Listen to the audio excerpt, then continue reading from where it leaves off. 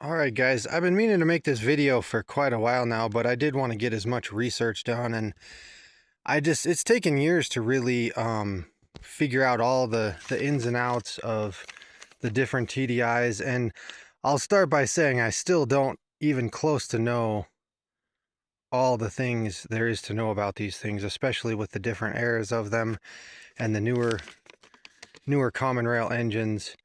I can only tell you what I know, but I wanted to make a video going over each engine, its pros and cons, and just how you should go about deciding what engine you pick. So I don't even know how long this is going to get into. I definitely get a drink and some popcorn and sit down because there's a lot of details to go into here. So I just probably want to start off with there's just a ton of outdated or just not correct information on Facebook, on all the old TDI forums. And it's hard because there's a ton of good information there. There's a lot of things on the internet that are very true and that can help you. But there's also just information from 20 years ago that it's not relevant anymore. And so I just definitely would encourage you to do your research on current info, because even the older 98, I'm pretty much going to start at 98 as far as the TDI models go and go from there. But those engines are completely transformed by the tuning capabilities and the newer turbos that you can fit on those engines, and just, like I said, really turn them into a very capable engine. I'm not going to get into anything before 98, just because like the 1Z and the AAZ engines, they're not being used that much, and there's just not a lot of support for them. It gets pretty expensive to update them. I'm pretty much going to start with the AHU, which still requires probably getting a different wiring harness and ECU to run it off of an ALH setup, just to update you to flash tuning and be able to support all the modifications there. So anyway, before I get right into an engine, I just also wanted to clarify that there's a lot of, I don't know, people saying that you got to have this engine, this one isn't going to make enough power, and I don't know where all that comes from. Again, if it's from that 20-year-old forum information, but even the AHU is completely capable of moving my 6,000 pound Dakota. So I really don't think you should throw out any engine based off of power necessarily, because I guess you just don't realize how much torque these engines can make with a newer turbo and proper tuning. You can just really transform even those almost 25-year-old engines into pretty incredible, or I guess 27-year-old engines into just incredible fuel mileage vehicles. So I tell everyone this, but any TDI 98 and newer is gonna move your rig, unless it's a freaking semi truck, and get double the mileage of the gas engine you pull out of it. I mean, until you get into the last 10 years of gas engine fuel technology, nothing got good fuel mileage. So there's just not a lot of comparison you have to do there to know that this swap is going to double your fuel mileage. And almost all of these engines as well, everybody talks about how you can swap a newer one in, you don't even really have to change anything, but I'll go over each of them specifically. But they almost all need a turbo as soon as you want to start adding much power to them at all. So unless you're trying to stay stock power of that engine, you're going to be looking at a turbo to start with. And at that point, you can put a turbo that's less than 10 years old on any of these engines, and then it, like I say, it just transforms them. So I gotta lay all that out to start with. I know I'm already 5 minutes into the video and I haven't even gotten into the specifics of each engine. And I did want to add in as well, I used to really lean towards the oldest engine is the best, and not to say I don't still primarily like to keep things simple, but now that I can support tuning and wiring for all the TDIs up to 2015, I can definitely help make the common rail engines a lot cheaper to swap. Generally, I would say they were not worth it for the extra power, being you just don't need that much power for your normal swap application. I mean, again, this Dakota will move on any of these TDIs, and so I just have really started to branch out and make the common rail engines more available to simplify the swap, just because they were widely produced, and the ALH is going to become obsolete eventually, but there are so many of all of these TDIs, I don't know how long that's going to take. But I just wanted to throw that out there, that I can pretty much help make any of these pretty cheap if needed. So I wouldn't just look away from a marketplace listing that's a good price because you're worried about the extra cost of everything else. They've really, at least I've been able to make all these pretty accessible and cost effective to swap. So anyway, we'll move on to start with the AHU. So of course the first engine I have, and I don't even have an actual one to show you, but the AHU was like 97 to 98 right before the ALH, and it has some pros and cons. It's definitely not as strong as the ALH, but it's a good 150 horsepower engine, which, like I said, is more than enough to move a 6,000 pound truck. Not fast, but it'll move it just like a V6 or a small V8 would have. So the downsides are the electrical is very outdated, but if you can spend the money on an ALH harness and ECU, you can flash tune it and have it running just like an ALH. It has two different it has a V belt and a serpentine belt, which is interesting. I'm not sure everything there, but definitely the coolant, the water pump runs off of one of those. So it's sort of an advantage that if the water pump goes out, you don't lose your timing and wreck the engine. I don't know if that's a big advantage or not, but the main one is that it doesn't have a vacuum pump on the back. It's down on the side. The ALH and especially the newer PD engines have a ton of issues with having clearance to the firewall because of that vacuum pump and tandem pump on the back of the engine. So if you're trying to fit this in a Samurai or something, this is a really good engine, or at least a lot of people like it.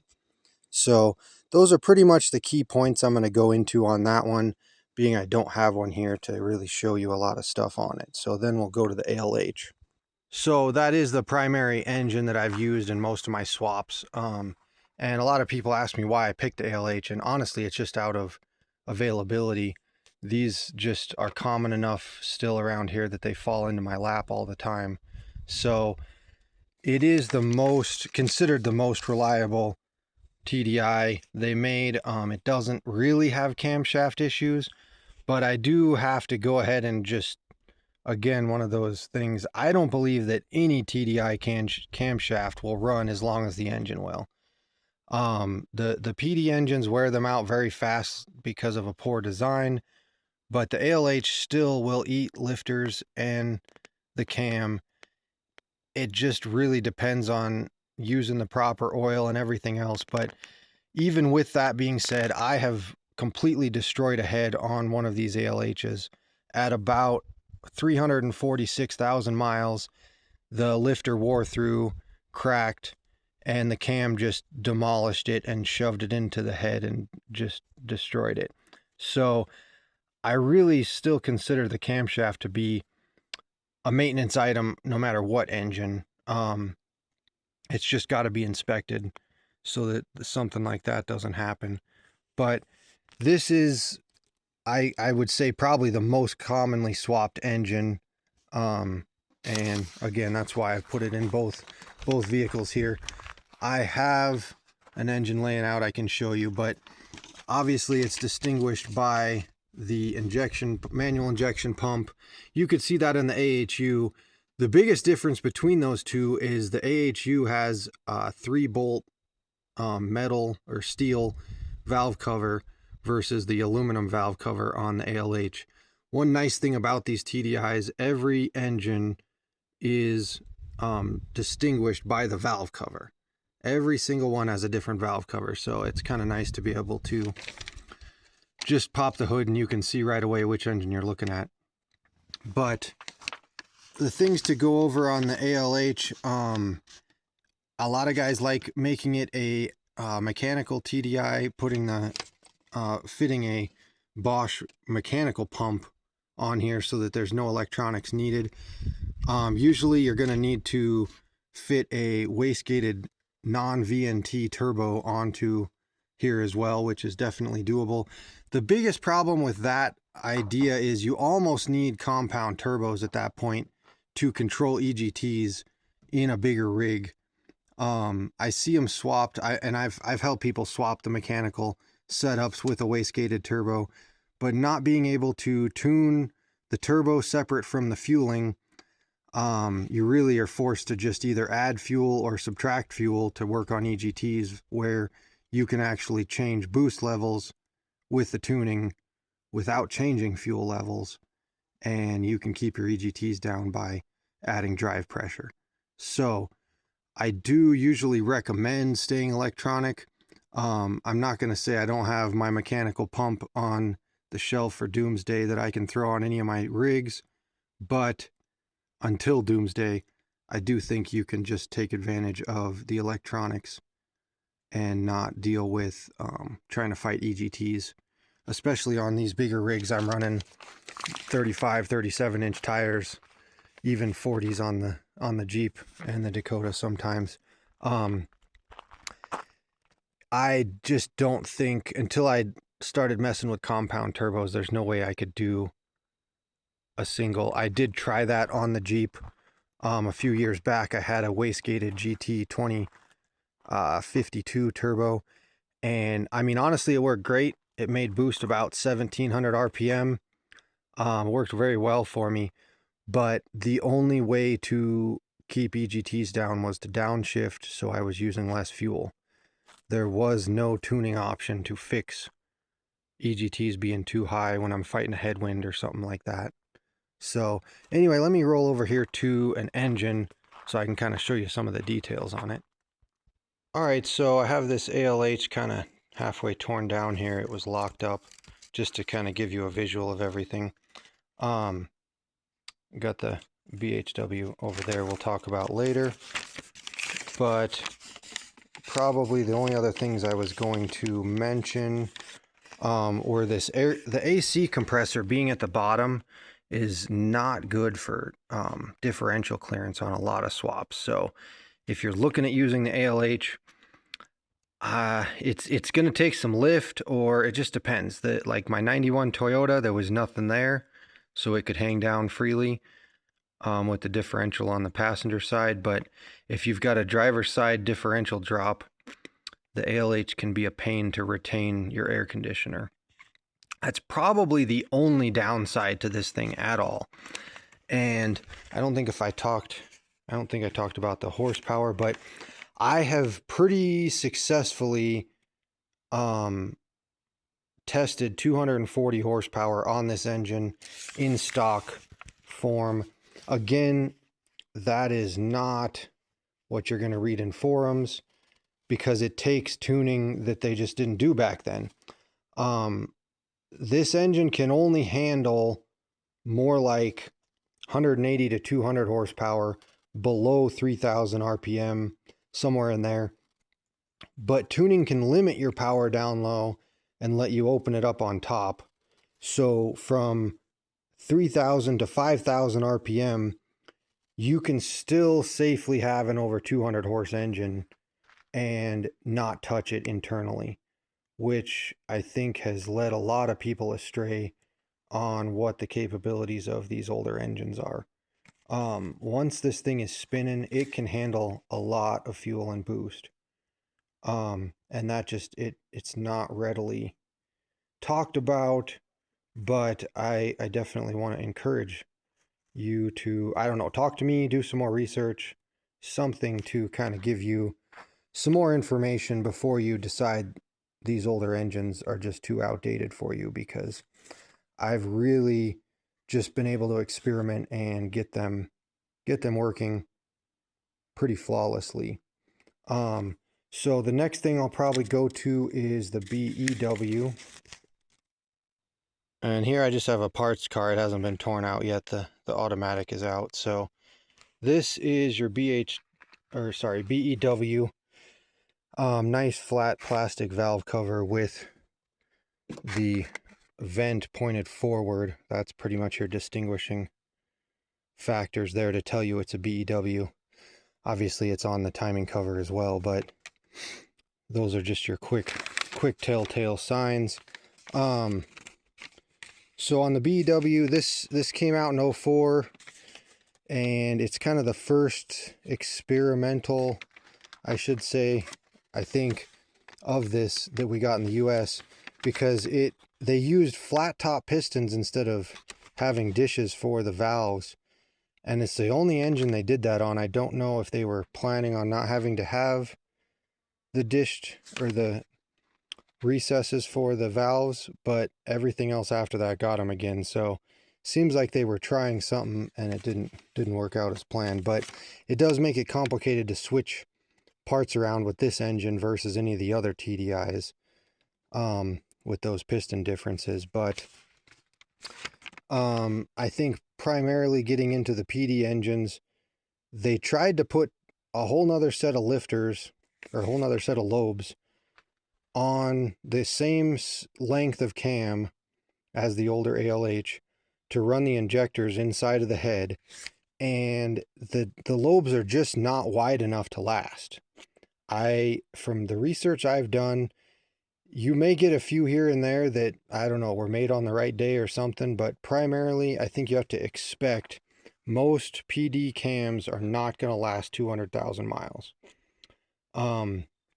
They're probably going to need replaced at least every 150,000. Not a huge deal. I mean, an OEM cam is under $200, and you can put it in with the timing belt. I've got the video on how to do it, and you're good for 100,000 miles. I guess it's up to you if you want to try get 200,000 out of it, or just replace it with every camshaft, or every timing belt, do a camshaft as well. But that's generally my take on it, just because it's not worth having to wonder if it's going to make it or not, and trying to pop the valve cover off to check it every 200 or every 20,000 miles. I don't know what you could do to try to prevent the cam from wrecking the head, but it just seems like the maintenance in trying to prevent it isn't really worth it, when an OEM cam will 100% last as long as the timing belt. So that's my recommendations getting into any of these PD engines. This move to a more complicated computer system, so the wiring and the tuning is a little more complex, but still, I mean, like I say, I can take care of it all, so it's not a huge deal, but just things to consider. The injectors are inside of the engine, so it's supposed to be more fuel efficient that way. I have not seen much of a difference in fuel mileage in the newer engines versus the older ones. With good tuning, the ALH has still gotten as good, if not better, mileage than any of my tuned PDs. So I won't say there's too many advantages there to it, but it's still a great engine, and I do think that it is capable of more like probably closer to 300 horsepower on the stock rods. Again, I don't know if you're going to get this information anywhere else, but if I work on the tuning for you, I feel very confident we could push this to 300 horsepower without opening it up. So some of the bigger advantages to this engine in the swap, and of course with it not here, I wish I had the K1500 here to show you, but the power steering pump is on the bottom. They kind of reversed everything. The air conditioner is in the middle and the alternator is on top.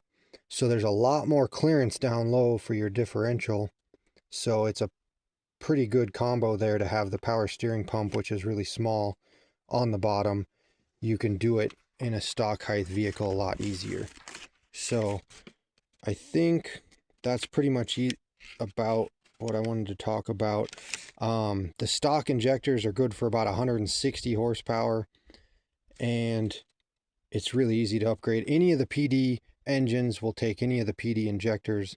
So the BHW injectors, which will do over 200 horsepower, are an easy upgrade, as well as the PD 150 injectors, which I've been told and been showed dyno results of those making over 300 horsepower. So pretty sweet that you can just swap in different injectors from different engines and gain quite a bit of power on these things. So after that, we'll go on to the BHW. So the BHW, which is very similar to the BEW in the way it looks, is probably one of the most coveted engines for swaps, primarily because it has the biggest rods, the strongest bottom end you can get in the PD engines before common rail. So these guys, they're pushing the rods in these over 450 horsepower from what I've seen. They're just pretty much bulletproof on the bottom end. Again, the primary difference you'll see is the valve cover vent points the opposite way, like if it was in a Jetta towards the back of the engine. But this was only found in the Passat from 04 to 05, and it was already running longitudinal. I can't even say the word. It was running front to back like you'd put it in a four-wheel drive vehicle or rear-wheel drive vehicle, even though it was front-wheel drive, still really complex transmission behind it, which they only did an automatic in the US, and they're prone to going out. Most of the automatics are. So this engine is just commonly found in that Passat with a blown up transmission, and that makes it pretty interesting. It's interesting that it's the most coveted because they did not make near as many of them, so they are harder to find. But the other thing that everybody loves about it is it comes with a VNT 15, and so you can make 180 horsepower with just a tune on this engine. So it does have those advantages to it. Again, the stock internals being so bulletproof, but it does have a balance shaft hooked to the oil pump, which is prone to failure and generally it needs removed. So you've got some added expense there and a balance shaft delete kit. Again, it needs a camshaft just like the BEW most of the time.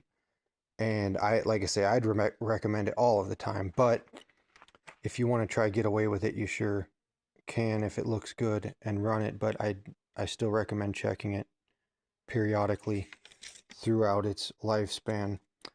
I think probably the only other thing I was going to talk about with the BHW is that it's there's a whole following on taking the ALH head and actually bolting it onto the block of the BHW and then getting that mechanical pump so it has the stronger rods, and you can run an MTDI with the 450 horsepower bottom end. And that is, I mean, it's a pretty cool combo. Honestly, me liking all these engines so much, I hate to have to disassemble two engines to make one. I mean, if you've got one that's got a blown out bottom end ALH and a bad head on a BHW, it would be the perfect setup. But I'd just as soon have two good TDIs than split them up. That's just my personal preference, though. And again, I think a lot of what made that such a popular thing to look into was the lack of knowledge on how much the bottom end on the ALH can take. if you just have to do limited fueling at lower RPMs on the ALH. But I mean, the BHW is awesome if you can find one and get that robust bottom end. It does make a pretty sweet swap. And again, that's what everybody likes. But yeah, I mean, like even the oil pump is kind of interesting. Or sorry, the oil pan is interesting. I think a lot of guys swap it over to the ALH pan just so it's a little more normal looking. Of course, this doesn't have the accessory bracket on it, but I think the accessories are pretty similar to the BEW as far as everything's up higher. Actually, and I want to say that the alternator, or sorry, the AC compressor is on the opposite side, which does give you some more clearance that way. But I'm trying to remember. Don't quote me on that. Maybe I can find a picture of it here and put it in here. And then the other advantages are the motor mounts are already on it. And I mean, the only thing is they stick out pretty far. It really depends on where your frame is at on your swap, but it's potential that you can reuse those motor mounts and not have to buy any. So there's a lot of little things like that.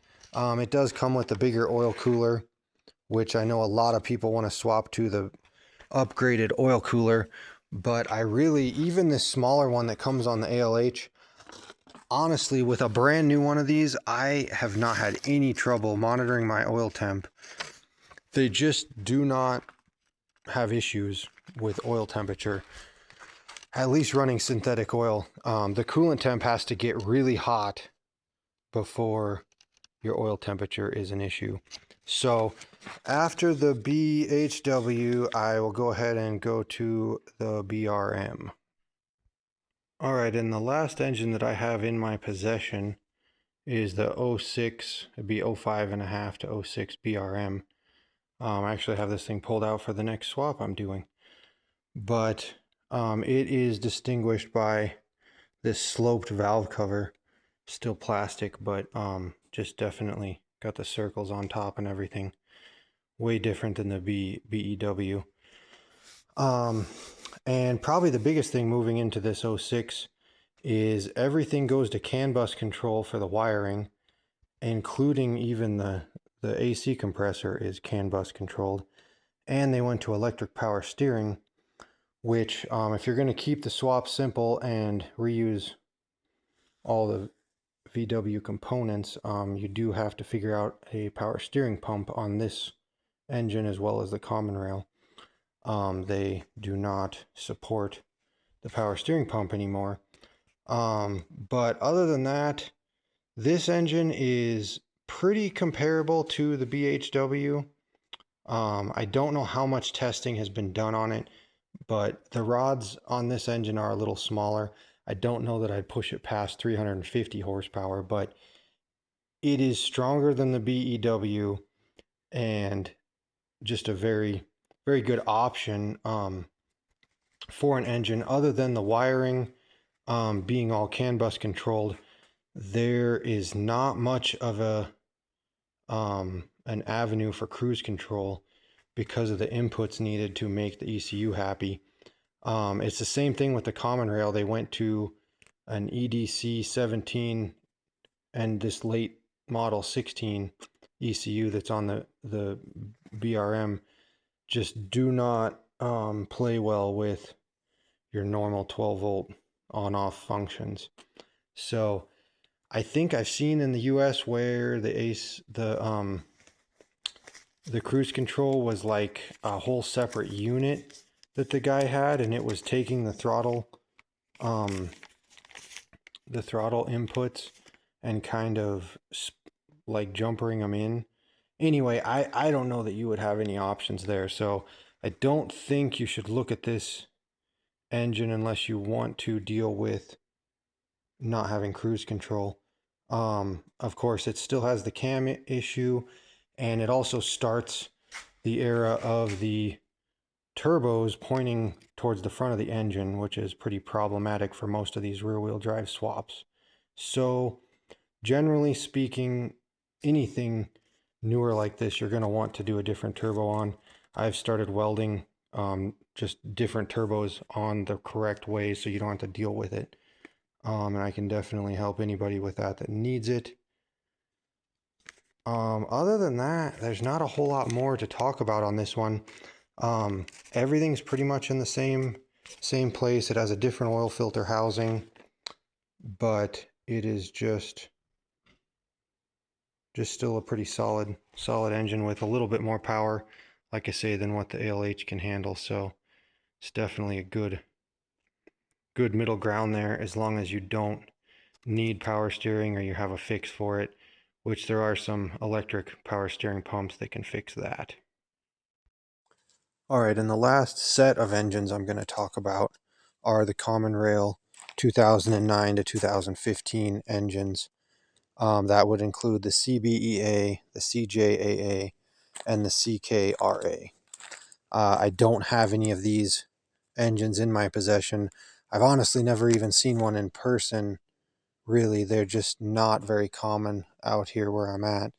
So I've done about 10 wiring harnesses for them now, so I sort of understand how they work and just the ins and outs of them as far as that goes. And then from my research, I can just kind of explain why they're good and why they're just a little bit more work.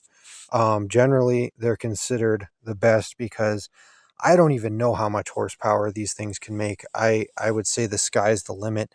I'm not sure the difference in the bottom end compared to the BHW, but it's at least the same, if not better. I mean, I wouldn't be surprised if you could push these things over 500 horsepower with the right modifications. But again, going back to all the wiring and everything for this newer engine, just like the BRM, this has an even newer ECU, the EDC 17. So I can get the tuning pretty cheap, but it's still more than any of the other engines, and the wiring is literally double most of the other engines. So even for me doing the wiring harness for people pretty cheap, it's significantly more expensive just getting into it right there. There's the same no power steering pump and CAN bus controlled air conditioner. You also have to look at, it's getting into the new diesel era, so there's a CP4 pump, which a lot of people have seen them grenade from poor fuel. They do make a CP4 saver kit that puts an extra filter in there, and that's probably the cheapest option. Otherwise, guys swap them back to a CP3 pump, but you're still anywhere $400 to $1,500 into getting the fuel pump safe to not have to worry about getting a bad tank of fuel somewhere. And then I know the CBEA at least still has that balance shaft like the BHW does. So that's another $400 expense on that engine specifically. There's it's a dual overhead cam setup.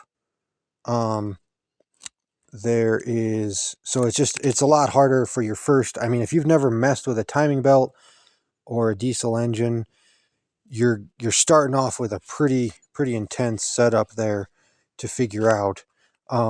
Obviously a seasoned mechanic wouldn't matter. I compare wanting to go with a common rail just like going with a common rail Cummins for your swap into a Ford or something else. There's the guys that want to do a 12 valve swap, and there's the guys that want to do a 6.7 Cummins swap. It just is what it is. You got to kind of pick and choose what you want to battle to get it figured out. So, I mean, I don't have a whole lot more information on it. They are still a great, dependable engine once you get a few of those things figured out there, like I talked about. And once you have the initial cost out of the way, you've got a pretty monster power engine in there for what you can do. But again, it's going to have your turbo pointed backwards, so you're probably going to want to do a turbo upgrade. I can set up a custom turbo for it that puts it the right direction, but it's still going to be just an added expense on top of it if you don't want to deal with the exhaust pointing forwards. And I think that's all I'll probably talk about with the common rail. Again, I don't want to start spewing information I don't know, so I'm sure someone will chime in the comments with any more additional information. But basically, it just kind of ramps up from the older engines to the newest thing you can put in there, and it definitely makes a powerhouse if you get it set up in there. So I think they start at about 140 horsepower, and just with a turbo added on, you can easily be into the 250 horse range without really doing any major modifications. So that's another reason why they do make a great swap. All right, guys, so I think that pretty much wraps up what I wanted to talk about. Again, feel free to get with me. I'd love to help any of you guys starting your TDI swaps. Just find the way to save some money and get stuff done wherever I can help with. I'd sure be more than willing to help out. So, and again, I don't know everything. I'm pretty sure everything I told you is true. I try not get into any false information, but I will not claim, as I said before, to know everything there is to know about these engines. So feel free to ask me any more questions or comment on the video, anything else you know or would like to add to the information. I just trying to give everybody a rundown on what engine they're looking at or already have, or which one would be the best one to go with. But again, that's usually just the best availability is what I would say. That's always my answer. So anyway, thanks for watching, guys. Hopefully that's the information you guys needed to hear.